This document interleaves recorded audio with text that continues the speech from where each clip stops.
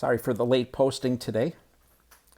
As I mentioned before, I think we're on vacation and traveling, and sometimes things aren't working out perfectly, but we'll knock out today's chapter and get tomorrow's done so that that's on time. Today's chapter is Deuteronomy chapter 29, where we read, "These are the words of the covenant that the Lord commanded Moses to make with the Israelites in the land of Moab, in addition to the covenant he had made with them at Horeb.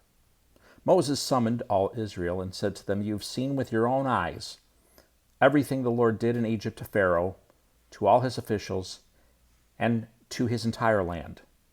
You saw with your own eyes the great trials and those great signs and wonders. Yet to this day the Lord has not given you a mind to understand, eyes to see, or ears to hear. I led you 40 years in the wilderness. Your clothes and the sandals on your feet did not wear out.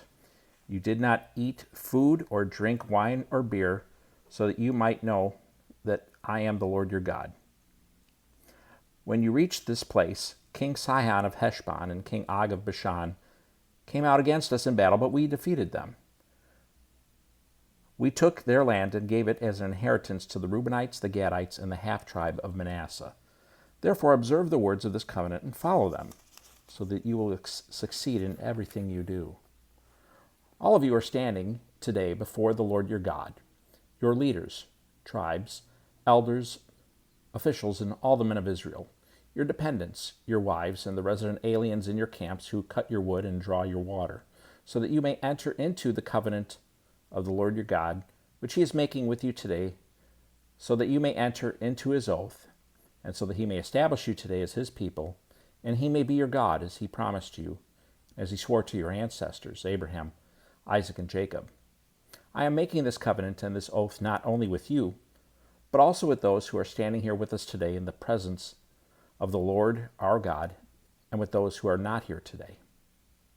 Indeed, you know how we lived in the land of Egypt, and passed through the nations where you traveled. You saw their abhorrent images and idols made of wood, stone, silver, and gold, which were among them. Be sure there is no man, woman, clan, or tribe among you today whose heart turns away from the Lord our God to go and worship the gods of those nations. Be sure there is no root among you bearing poisonous and bitter fruit. When someone hears the word of this oath, he may consider himself exempt, thinking, 'I will have peace even though I follow my own stubborn heart.' This will lead to the destruction of the well-watered land as well as the dry land. The Lord will not be willing to forgive him.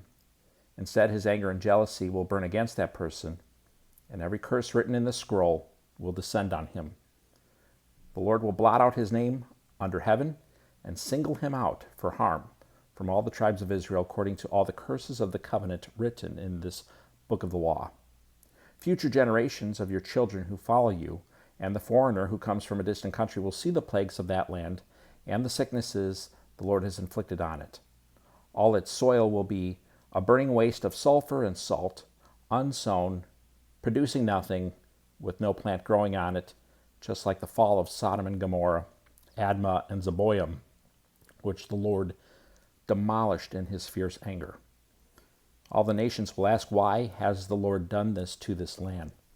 Why this intense outburst of anger?'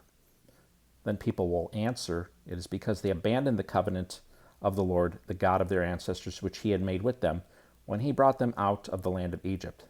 They began to serve other gods, bowing in worship to gods they had not known, gods that the Lord had not permitted them to worship. Therefore the Lord's anger burned against this land, and he brought every curse written in this book on it. The Lord uprooted them from their land in his anger, rage, and intense wrath, and threw them into another land where they are today. The hidden things belong to the Lord our God, but the revealed things belong to us and our children forever, so that we may follow all the words of this law." Deuteronomy 29.